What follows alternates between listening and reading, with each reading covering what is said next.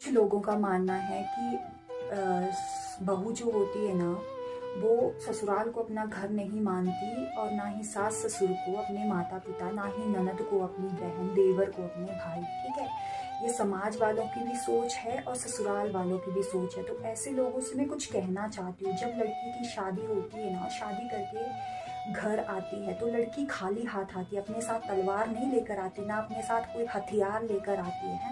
बिल्कुल वो गाय जैसी होती है ना। अब भाई सास एक दो दिन में अपना रंग दिखाना शुरू कर देती है, फिर वो बहू के यहाँ सब इकट्ठा हो जाता है। मतलब कहती रहती है, परेशान करती रहती है, ताने मारती रहती है। सास कुछ ही दिनों में, कुछ ही सालों में और उसकी बेटी मिलकर अपनी सास गिरी, ननदगिरी दिखाना शुरू कर देती है ना। फिर बहू के ना यहाँ से जब बहुत हो जाता है तो यहाँ से उसके क्या सींग निकल जाते हैं, है ना।